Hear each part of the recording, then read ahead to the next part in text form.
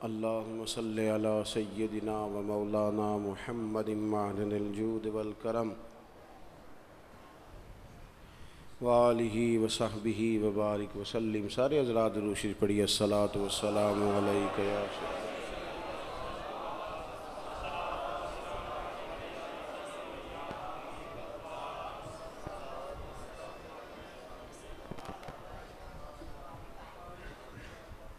तमाम तारीफ़ें हम्द और सना अल्लाह ताला जल्ल मजदहुल करीम के लिए।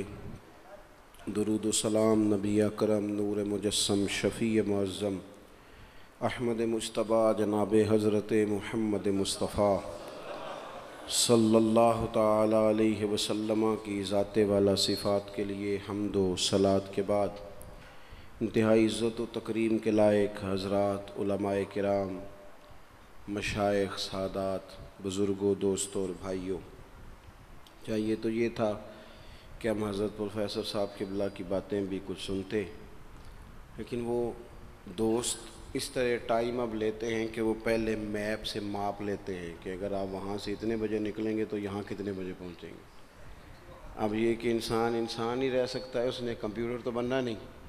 असर के बाद एक जगह पे मुल्तान शरीफ में हाज़िरी थी, इसलिए मैंने जल्दी से बात शुरू कर दी। दो चार गुजारिशात आपकी खिदमत में अर्ज़ करनी है। उम्मीद है कि आप मोबाइल थोड़े देखेंगे, मुझे ज़्यादा देखेंगे। अल्लाह ताला आपको जज़ाए खैर। इसकी लाइट बंद कर लें।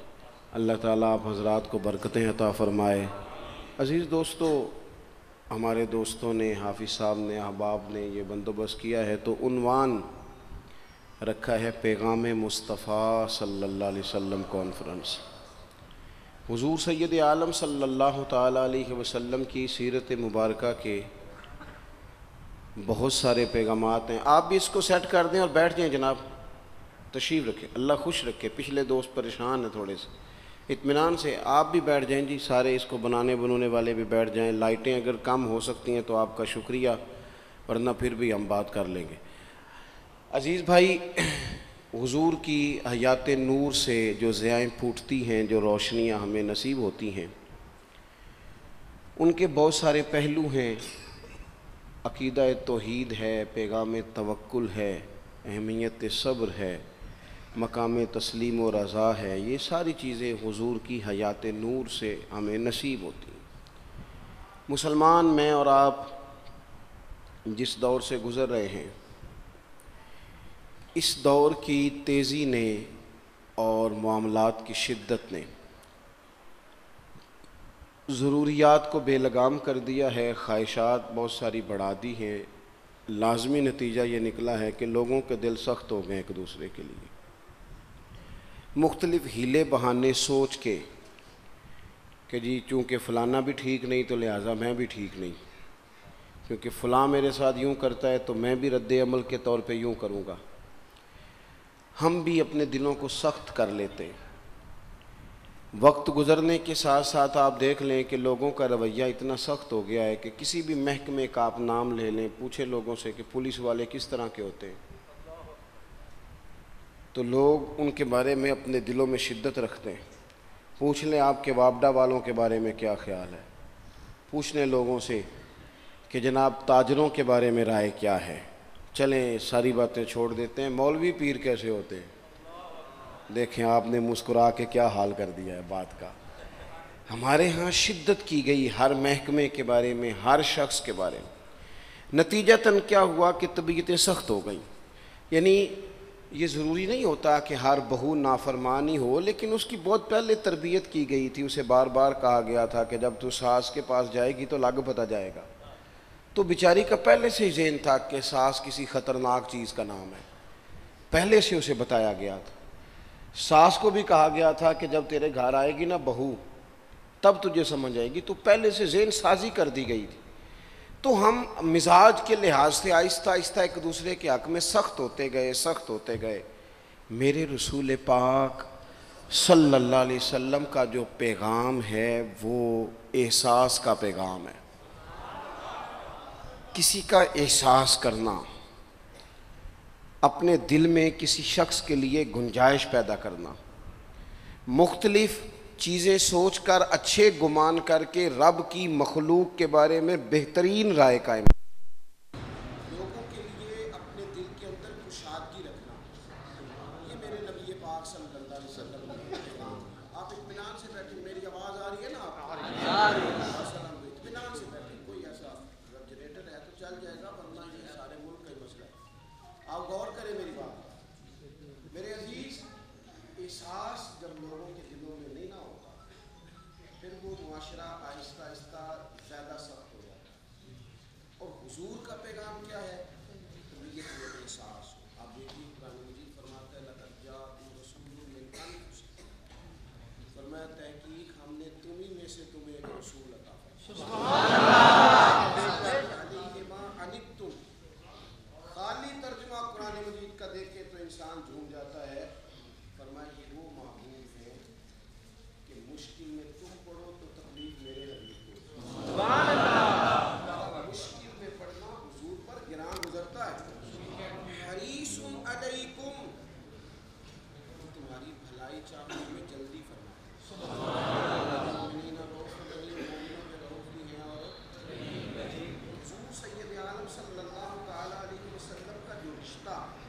अल्लाह ताला ने हमारे साथ बयान किया, उसकी कुर्बत ये है, ये किसी शायर का तखय्युल नहीं, किसी बेहतरीन उर्दू दां का जुमला नहीं, बल्कि ये अल्लाह का कुरान है।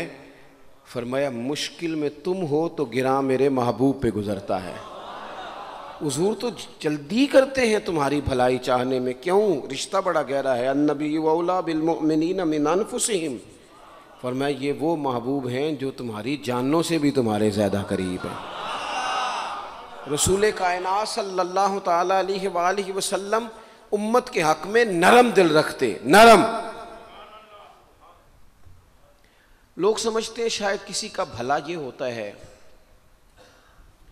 उसको 4 पैसे दे दिए जाएं, शायद उसका भला ये है कि उसे नौकरी पे लगवा दिया जाए, शायद भला ये है कि उस शख्स को अगर किसी वो मुश्किल में आ गया है थाने कचहरी के मामले में तो वहाँ उसको सहूलत दिला दी जाए, आसानी कर दी जाए, किसी को मजबूत कर दिया जाए, तो ये उसके साथ भलाई है।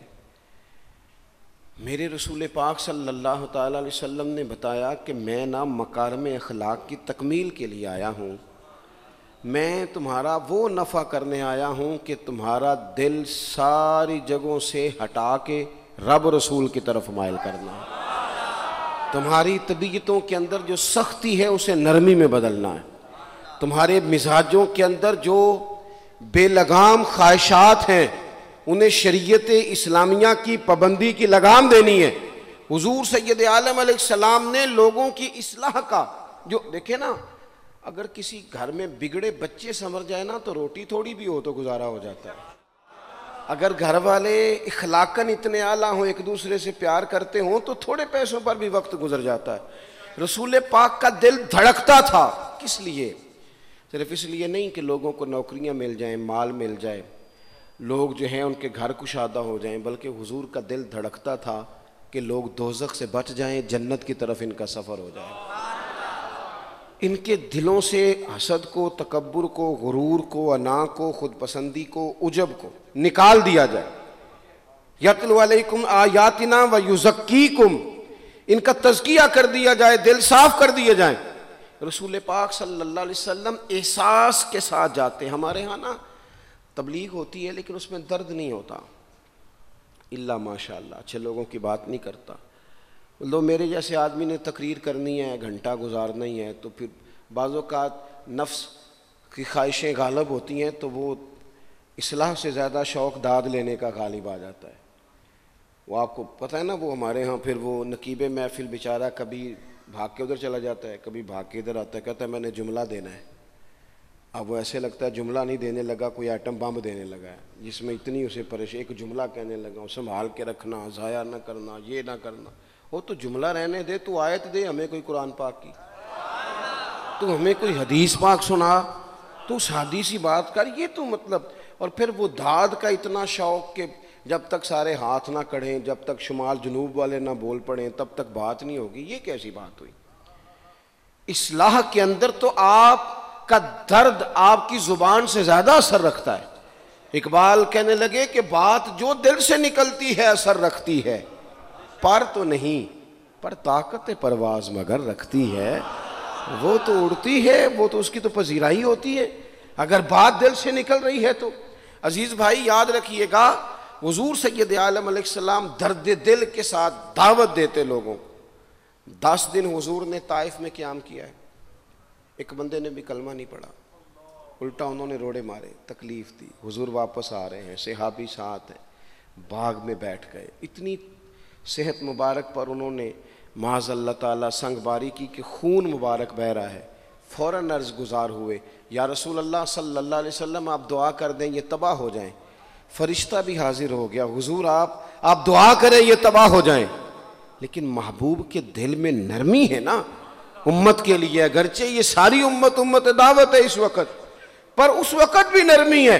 महबूब करीम अलैहिस्सलाम ने हाथ उठाए, सहाबी कहते हैं मेरे दिल में ख्याल आया अब ये तबाह हो ही, मेरी तरफ देखें जी, अब ये तबाह हो ही जाएंगे, अब कोई नहीं बचा सकता इन्हें तबाह होने से।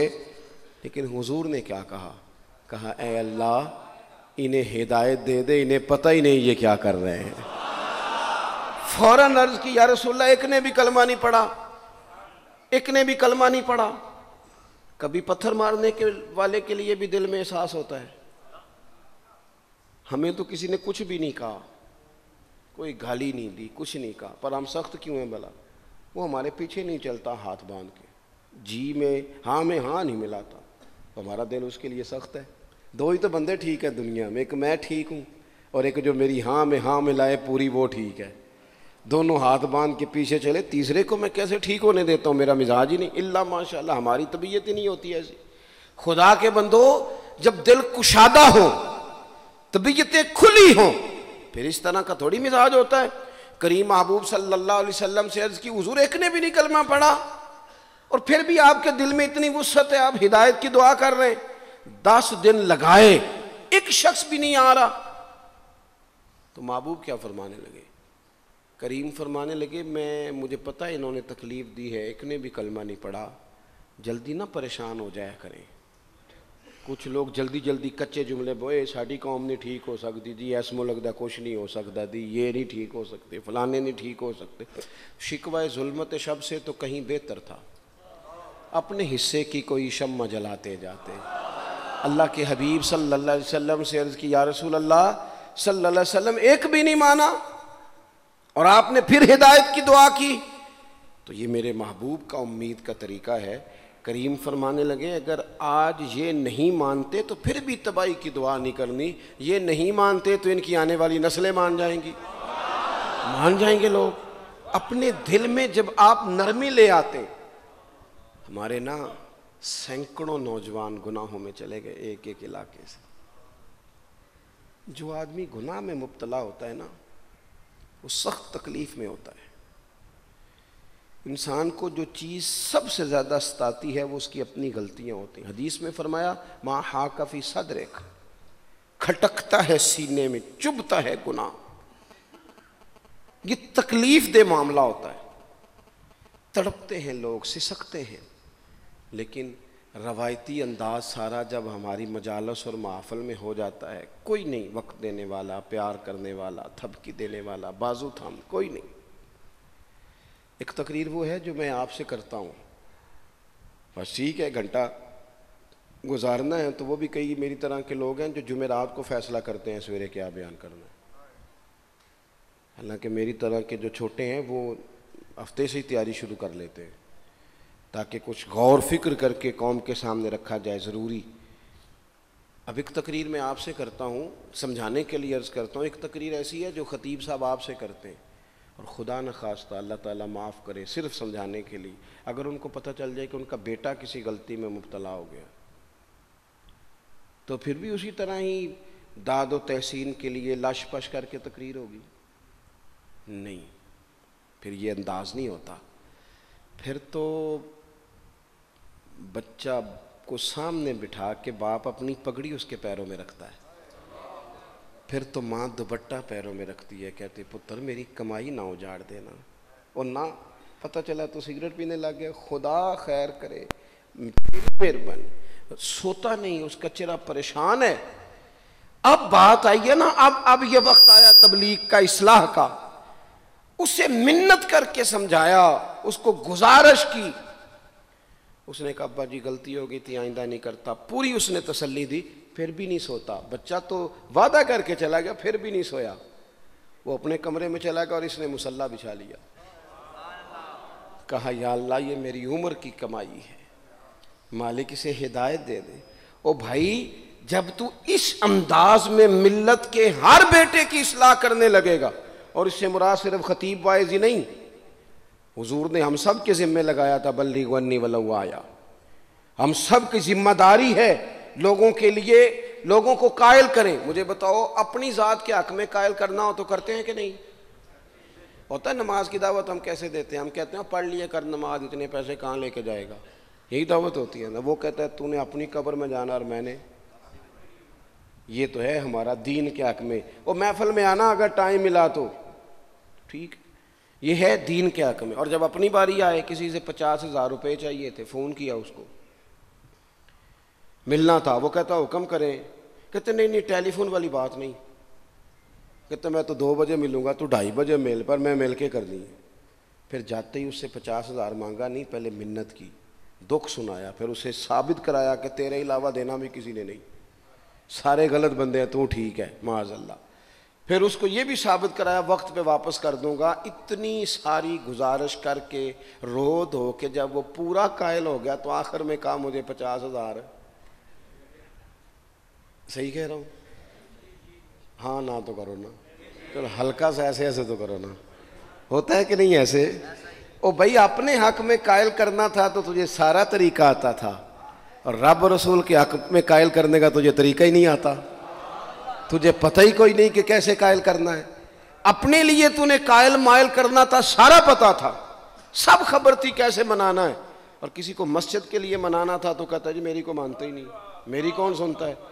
आप जब तक इस दर्द से, ज़ाज़ान नाम का एक गवैया था, बगदाद में गाता था, आवाज़ बड़ी सुरीली थी, बड़े लोग उसके गिर्द जमा हो जाते। हज़रत अब्दुल्ला इब्न मसूद रदी अल्लाह ताला, हज़रत अब्दुल्ला इब्न मसूद, ये वो खूबसूरत हस्ती हैं कि महबूब ने फरमाया इनसे कुरान सीखा करो, ये उसी तरह पढ़ते हैं जिस तरह मेरे ऊपर नाजिल हुआ था। हज़रत अब्दुल्ला इब्न मसूद रदी अल्लाह ताला अन्हु सहाबा में मुफ्ती, सहाबा में कारी, बड़े आदमी। हज़रत अब्दुल्ला इब्न मसूद एक दिन गुजर रहे थे किसी मकाम से जहाँ भी वो रहता था, तो वहाँ अल्लाह माफ़ फरमाए गाने बजाने की मजलिस सजी हुई थी, वो गा रहा था। आप गुजरे तो कानों में हल्की सी आवाज़ गई। करीब एक शख्स से पूछा ये कौन है, किसकी आवाज़ है? कहा हज़रत ये ज़ाज़ान नाम का एक गवैया है। वहीं खड़े खड़े दर्द से कहने लगे कितनी सोहनी आवाज़ है, काश ये कुरान पाक की तिलावत करता, इतनी खूबसूरत आवाज़ है, कोई तो हो ना जो इस दर्द से बात करे, काश ये कुरान पाक पढ़ता। और फिर दुआ मांगते आगे तशरीफ़ ले गए। वो जवान था, फारिग होके बाहर निकला, लोगों का रश था।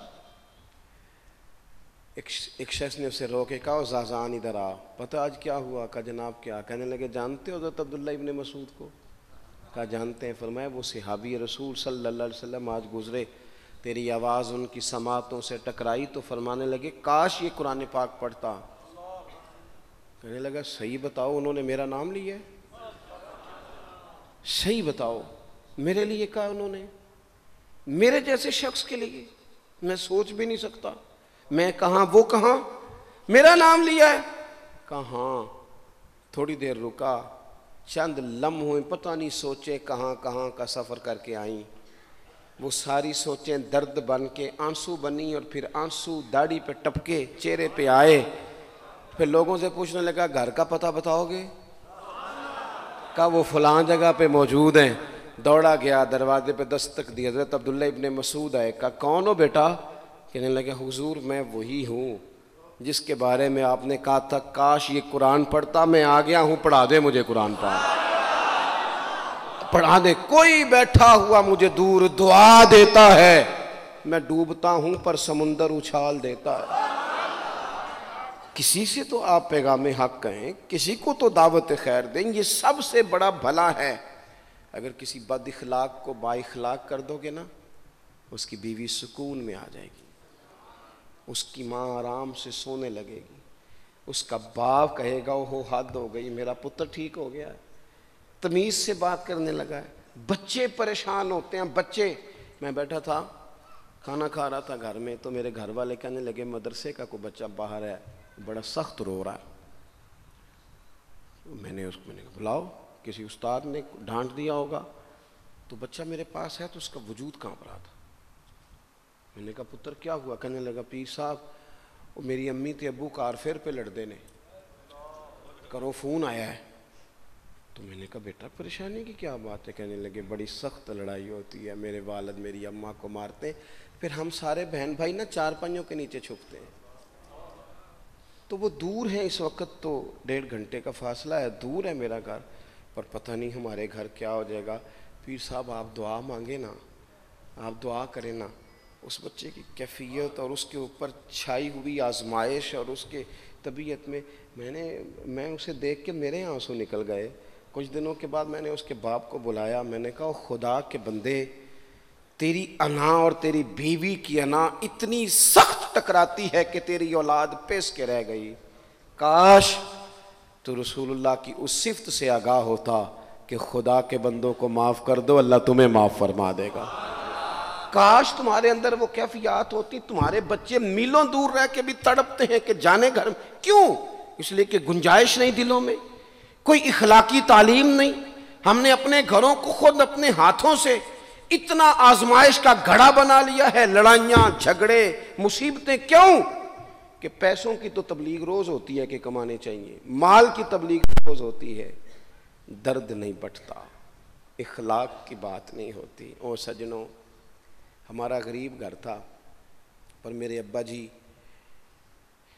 जब गंदम का सीज़न ख़त्म होता घर में लेके आते तो हमारे घर के सेन में खड़े होके फरमाते, लो पुत्र किसी दा घर वाल नहीं तकना, मैं दाने पाते ने फड़ो लेते थे, तो माँ ने अचार पा दिता है, अब परवाह नहीं। इस सादगी के साथ, इस आसानी के साथ गुजारा होता था। मैंने एक दफ़ा कहा, मैंने कहा अब्बा जी लोग बड़ा बड़ा पैगाम देते हैं, पैसे कमाओ पैसे, आप नहीं देते पैगाम। चलें ये बता दें कोई शय पसंद नहीं खाने में? कहने लगे बेटा भूख लगी हो तो हर शय पसंद, न लगी हो तो नखरा ही नखरा।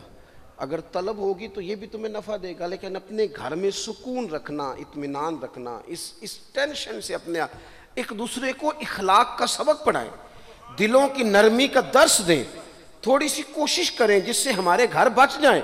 और अगर कोई बंदा गुनाहगार नजर आए तो उस पर तनकीद ना करें, तनकीद ना करें, मुझे सही बताना, दिल पे हाथ रख के।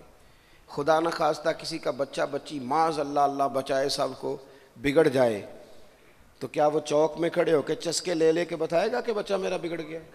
बोलो, सारे बोलो जल्दी से। तो फिर पड़ोसियों का बच्चा बिगड़ा है तो फिर चस्के क्यों लिए? गली में किसी की बेटी से माज अल्लाह खुदा न खास्ता कोई ऐसी गलती हो गई तो जगह जगह बातें की, तियां सांझियां नहीं होंदियां। अपने बच्चे के बारे में जब तू कहते छुप जाए बात, देखना। हजरत सैयदना जुनैद बगदादी कहते मेरे मामू थे हजरत श्री सख्ती, मैं अपने मामू से ही बैत था, उन्हीं की खिदमत में रहता था। फरमाते हम जा रहे थे, एक दिन उन्होंने छड़ी पकड़ी है, एक हाथ में मुझे थामा। थोड़ा आगे गए तो रश था, चंद लोग खड़े थे।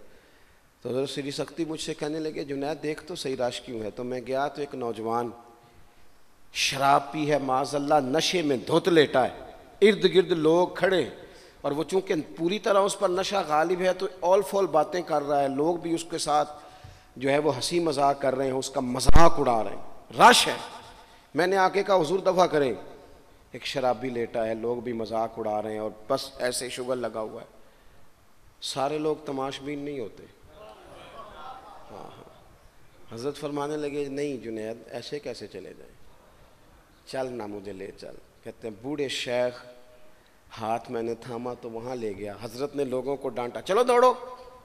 पुराने ज़माने में लोग बुज़ुर्गों की हया करते थे, सब लोग वहाँ से छट गए। कहते हैं मुझे फरमाने लगे, जुनेद जा प्याले में पानी ला। कहते मैं एक प्याले में पानी भर के लाया। उन्होंने अपने बूढ़े हाथों से उसका मुंह धोया, उसके चेहरे पे पानी डाला, उसका मुंह साफ किया, फिर उसे खड़ा किया, उसे घर भेजने को कहा। कहते हैं वो वहीं एक कोने में साइड पे हो गया तो हजरत ना मुंह धो के ना थोड़ी देर चुप कर गए। फिर 2-3 लम्हे गुजरे तो उनकी आंखों में जोर जोर से आंसू टपके और हाथ उठा के कहने लगे, मालिक मैं तेरा कमज़ोर बंदा हूँ, मैं मुंह धो सकता था, मैं दिल तो नहीं ना धो सकता। जो मेरे इख्तियार में था मैंने कर दिया, बाकी तू मुकल्लिबुल कुलूब है, कर न करम। ये किसी माँ का बेटा है, किसी खातून का शौहर है, ओ भाई जो नशे पे लग जाएं उनके बच्चे बाप के होते होते यतीमों जैसी ज़िंदगी गुजारते हैं, लोगों के मांग के कपड़े पहनते हैं। किसी ने कहा था अगर दुश्मन से ज़्यादा बदला लेना हो तो उसे कत्ल न करो, नशे पे लगा दो। माज़अल्लाह, इतना लोगों ने, कितना आम नशा हो गया। कहा अल्लाह मैं ना मुंह धो सकता हूँ, दिल नहीं, दिल तू धो सकता है, धो दे। कहते हैं ये कह के हजरत उठे तो मैंने अर्ज़ की, हुजूर वैसे मुंह धोया क्यों आपने? तो फरमाने लगे इसलिए धोया है कि जब तक मुंह से बदबू आती रहेगी, जितने लोग सूंघते रहेंगे इसके शराबी होने के गवाह बनते रहेंगे। मैंने इसलिए धो डाला है कि हो गए पीछे जो हो गए, मजीद गवाह ना बने। हज़रत सिरी सख्ती कहते हैं मैंने, हज़रत जुनैद बगदादी कहते हैं मैंने उसी रात तहज्जुद के वक़्त उठ के हज़रत को वज़ू कराया, मैंने उनका बाजू थामा, मैं ही उनको मस्जिद में लेके गया। कहते हैं जब हम मस्जिद में पहुंचे तो वो कल दोपहर वाला शराबी हमसे पहले मुसल्ले पे बैठा था। कहते हैं मेरे दिल से आवाज़ें निकल रही थी, शेख देख लो फिर मालिक कितना करीम है, आपने मुंह धो डाला था, रब ने दिल भी धो डाला, करम फरमा दिया। कोई हो ना जो ऐसा करे।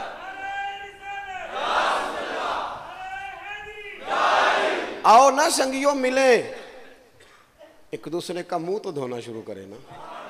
आओ ना एक दूसरे को, यहाँ तक वुजू का पानी तो फराहम करें ना, कुछ तो खैर तकसीम करें। अखलाक की तरबियत का मैं देखता हूँ हमारे वतन में इज़्तिराब है, बेचैनी है, इस तरह का माहौल बनाया गया है कि लोग एक दूसरे के हक़ में सख्त हो गए हैं, मिजाजों में तलखियाँ हैं, लड़ते झगड़ते नाराज़ होते लोग, बिगड़ते कोसते डांटते शिकवे करते लोग। शिकवा जो होता है ना ये बंदे को बेचैन कर देता है, शुक्र बंदे को सुकून में मुब्तला करता है। शिकवे आजमाइशें अपने दिलों में वुसअत लाएं, एक दूसरे को इस्लाह की तरफ लाएं, एक दूसरे को पैगाम दें, एक दूसरे की तरबियत करें।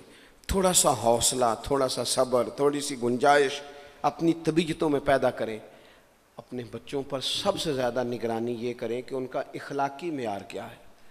अगर मैं और आप खुदा न खास्ता बच्चों को सिर्फ ये तरबियत देंगे ना कि वो पैसा पैसा पैसा पैसा, शादियां भी पैसे देख के करेंगे, तो याद रखना फिर एक दिन वो ये भी कहेंगे कि अब्बा काश तुमको ढाबे का काम करता तो आज हमारे पास भी पैसे होते। फिर बाप से भी पैसों का ही मुतालबा होगा, फिर लोग माँ बाप भी पैसों के लिए छोड़ के चले जाते हैं। फिर जब आपने तरबियत ही जिस चीज़ की थी तो नतीजा भी तो वही बरामद होगा।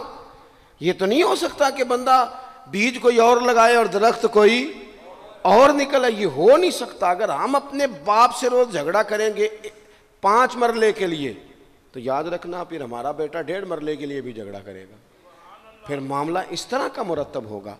एक दूसरे को इखलाकी पैगाम देना ज़रूरी है। आखिरी बात आपकी खिदमत में ये अर्ज़ करनी है और ये मेरी ख्वाहिश है कि आप इस पर ज़्यादा तवज्जो करेंगे इंशाअल्लाह। आप सारे वीडियो बनाएं, मुझे कोई एतराज़ नहीं, पर मेहरबानी करें देखें तो मेरी तरफ ना। जब आप लाइव चलाते हैं तो फिर उसी को देखते हैं, वो फिर कहता है कि ये कमेंट्स आ गया तो दूसरा आ गया। अल्लाह करे मेरी बात आपके दिल में उतर जाए, आप थोड़ी सी तवज्जो करें। मैं क्या अर्ज़ करना चाहता हूँ, गौर करें मेरे भाई। मुल्क में ना महंगाई तेज़ी से उरूज पकड़ गई है, और महंगाई जब होती है ना तो अमीरों ने तो माल बेचना होता है तो उनका दुगना हो गया तो वो तो और अमीर हो गए, तो गरीबों के लिए मुश्किलात बढ़ गई हैं। जो तबक़ात बेचारे तनख्वाहदार थे, कमज़ोर थे, मेरी तरफ देखें जनाब, वो और कमज़ोर हो गए। हमें ज़्यादा तो नहीं लेकिन इतना ज़रूर करना चाहिए। ये कुरान पाक दे दें जी, जी मुझे दे दें, ले लिया, तशरीफ रखें आप। अजीज़ भाई, थोड़ा सा ना, ज़्यादा नहीं, 3 लोग मिलकर एक गरीब आदमी का ख्याल तो रख ही सकते हैं ना। लेकिन गरीबों से भी अर्ज़ करूँगा, सहारा बंदों को नहीं बनाया करते, सहारा रब रसूल को बनाया करते। किसी से थोड़ी सी मदद लेना तो ठीक है, चलो आगे जाने के लिए थोड़ा सा सहारा ले लें कि अब मुश्किल है तो ये क्रॉस नहीं हो रहा रास्ता, थोड़ा सा सहारा तो ले लें। लेकिन जो लोग मुस्तकिल सहारों पे आ जाते हैं उनका तो फिर अपनी ताकत ही सारी ख़त्म हो जाती है। गर्दन को झुका देता है खैरात का पत्थर, जहाँ में मांगने वालों के सर कभी ऊंचे नहीं होते। थोड़ी सी हमने एक दूसरे की मदद करनी है। जो लोग ज़्यादा मालदार हैं उनसे मेरी गुजारिश है कि थोड़े से खर्चे कम कर लें, अपने हाथों से तकसीम करें। ये छोड़ दें कि वो मेरे चचा के जो बेटे हैं वो मेरे साथ अच्छा सलूक नहीं करते, वो फलाने हैं, वो उनका सलूक अगर वो करेंगे तो अल्लाह से अजर लेंगे। आप अगर उनको महसूस करते हैं ना वो गरीब हैं, मामू के बेटे, चचा के बेटे, गली वाले, मोहल्ले वाले, तो थोड़ा थोड़ा करके अपने भाइयों की मदद करनी शुरू करें। देखो, ईद पे कपड़े थोड़े ले लो ना, वैसे भी सूट की ज़रूरत तो सिर्फ ईद पढ़ने के लिए, बाद में तो कपड़े बदल के गोश्त करते हैं, तो बच्चे वैसे सोए रहते हैं सारा दिन। थोड़ी सी ना अपने इजाफी खर्चे कम करें। गुरबा की थोड़ी, ये ईद गुजरी थी ना छोटी, तो शादियां शुरू हो गई थी। मेरे पास लोग बहुत ज़्यादा आते हैं, चूँकि नेक आदमी समझ के, अच्छा गुमान करके लोग दुआओं के लिए कहते हैं, तो उनके दुख सुन के ना तो कई दफ़ा सोचते हैं कि यार ये जो अमीरों ने इतने महंगे महंगे होटलों में रोटियां खाई, इतनी महंगी महंगी गाड़ियां पजारो, ये अल्लाह के हुजूर जवाब भी तो देना है ना। हम ना एक दूसरे का ख्याल छोड़ गए, 2-4 बातें सोच के ना, वो जी इसके घर में 3 लोग हैं, काम क्यों नहीं करते? वो खुदा के बंदे करते हैं काम, लेकिन मेहनत से नहीं मिलता, खुदा के फजल से मिलता है। तेरे ऊपर फजल है, तुझे अब बातें आती हैं, लेकिन कई दफ़ा सारे भी करें तो रिस्क जब ही आता है जब रब चाहता है। एक तो वो लोग हैं जो हाथ फैला के मांग लेते हैं, एक सफ़ेद पोश होते हैं, ला यसअलून अन्नास इल्हाफा, जो लिपट लिपट के सवाल नहीं कर सकते। उनको देखें, बिलखुसूस अपने बहन भाइयों में, करीबी रिश्तेदारों में, पड़ोसियों में थोड़ी थोड़ी लोगों की मदद करें और अपने खर्चे बतदरीज कम करें। ख्वाहिश तो बच्चों की तरह होती है, एक ख्वाहिश पूरी करें तो दूसरी पैदा हो जाती है, दूसरी पैदा करें तो 4 ख्वाहिशें और खड़ी हैं। ये नफ्स तो बच्चे की तरह है। अपनी ख्वाहिशात थोड़ी कम करके, ये हुकूमतों से आप उम्मीद ना रखें। हमारे मुल्क में जितनी सियासी जमातें हुकूमतें कर चुकी हैं या कर रही हैं, इनसे कोई तवक्को नहीं। ये बेचारे तो अपने झगड़ों से ही बाहर नहीं आते, इन्हें क्या खबर कि गरीब कहाँ बसता है। जब तक बंदा वहाँ से हो के नहीं ना गुज़रता जो असल जगह है। तुम्हें ये जो तुम एसी वाले कमरों में बैठ के और जनाब नेस्ले की बोतलें रख के प्रेस कॉन्फ्रेंस करते हो, तुम्हें क्या पता हो, तुम्हें क्या खबर हो कि बच्चों की फ़ीस देनी हो तो बूढ़े माँ बाप पे क्या गुज़रती है। तुम्हें क्या खबर हो कि ईद आ गई है तो बूढ़े किस तरह मशवरे कर रहे हैं कि अगर तीदे कर कपड़े ना कर ले तो सस गल्ला करेगी। तुम्हें क्या खबर हो कि कुछ गरीब ऐसे भी हैं जो बेचारे रात को मशवरा करते हैं कि सुबह नाश्ते में घी कहाँ से लाना है, बच्चों के पराठों के लिए तो घी भी नहीं है, गंदुम अमीर शहर की होती रही ख़राब और बच्ची किसी फ़कीर की फाके से मर गई। खुदारा मेहरबानी करें, गुंजाइश पैदा करें। बंदा कभी भी जेब का सखी नहीं होता। बुखारी शरीफ में पूरा बाब है कि बंदा गनी दिल का होता है। अपने दिल का गिना अपने अंदर लाएं, जब आपका दिल सखी हो जाएगा सारी चीज़ें ठीक हो जाएंगी। अल्लाह ताला मुझे और आपको तौफीक अमल अता फरमाए। प्रोग्राम आगे चलेगा जी। अल्लाहुम्मा सल्ली अला सय्यदना व मौलाना मुहम्मदिन मअदनिल जूद वल करम व आलिहि व बारिक वसल्लिम। अल्लाह हमारी हाज़री को कबूलियत का दर्जा अता फ़रमा, हमारे गुनाहों को माफ़ फरमा, हमारी गलतियों से दरगुज़र फरमा, इल्म नाफ़े अमल साले की तौफ़ीक अता फ़रमा। अल्लाह बीमारों को शिफ़ा दे दे, मकरूज़ों को कर्ज़ों से रिहा कर दे, तंग दस्तों को वुस्अत रिज़्क़ दे दे, बे औलादों को साहिब औलाद कर दे, औलाद वालों की औलाद को फरमा बरदार बना दे। इस मस्जिद को, हाज़रीन को, मेहमानों को, बंदोबस्त करने वालों को, सबको बेहतरीन सिला अता फ़रमा। अल्लाह ताला हमारा ख़ात्मा ईमान पे फ़रमा, दुनिया और आखिरत में हमारी पर्दा पोशी फ़रमा, उम्मत की खैर फ़रमा। पाकिस्तान में निज़ाम मुस्तफ़ा सल्लल्लाहु अलैहि वसल्लम का सवेरा तुलू फरमा। अल्लाहुम्मा रब्बि ग़फ़िर वरहम व अंत खैरुर राहिमीन व सल्लल्लाहु तआला अला हबीबिही मुहम्मद।